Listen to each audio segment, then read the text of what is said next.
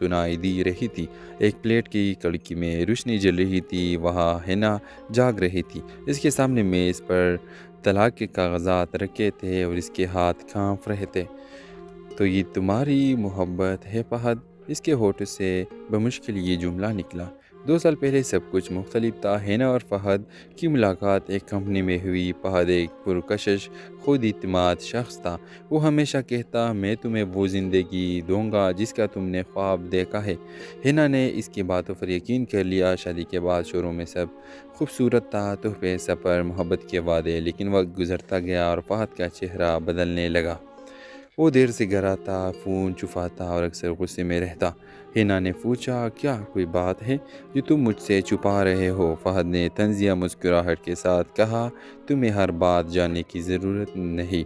اس دن کے بعد خاموشی ان کے درمیان دیوار بن گئی۔ ایک رات حنا کو فہد کا لیپ ٹاپ کھلا ملا۔ اس میں ایک فائل تھی، پروجیکٹ زارا۔ جیسا ہی اس نے فائل کھولی، اس کا دل رک گیا۔ وہ سب ثبوت تھے، جعلی بزنس ڈاکومنٹس، خفیہ ٹرانزیکشن اور ایک عورت زارا کے نام سے مشترکہ بینک اکاؤنٹ۔ حنا کے آنسو بہہ نکلے۔ تو یہ ہے تمہاری محبت، ایک جھوٹ، ایک کاروبار۔ اگلی صبح فہد واپس آیا تو حنا اس کے سامنے کھڑی تھی، ہاتھ میں وہی فائل۔ کیا ابھی صرف ایک ڈال تھی تمہارے جرم کے لیے؟ فہد نے سرد لہجے میں کہا، ہاں، اور تمہیں خاموش رہنا ہوگا، کیونکہ اگر تم بولی تو تمہارا نام بھی ان کاغذات میں ہے۔ حنا کے چہرے پر خوف نہیں، سکون تھا۔ میں بولوں گی، کیونکہ سچ کو چھپانا بھی جرم ہے۔ کچھ دن بعد فہد کو کرپشن کیس میں گرفتار کر لیا گیا۔ پولیس کو سب ثبوت حنا نے دیے تھے۔ عدالت میں جب فہد کو پیش کیا گیا، اس نے دور بیٹھ کر حنا کو دیکھا۔ تم نے میرا سب کچھ چھین لیا۔ حنا نے دھیرے سے کہا، میں نے صرف وہ واپس لیا جو تم نے مجھ سے چھینا تھا، عزت اور سچ۔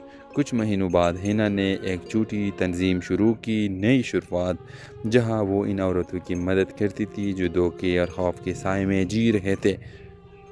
ایک انٹرویو میں جب اس سے پوچھا گیا، کیا آپ کو کبھی محبت پر یقین رہا؟ وہ مسکرا کر بولی، رہا تھا، مگر اب یقین سچ پر ہے، کیونکہ محبت جھوٹ پر نہیں چلتی۔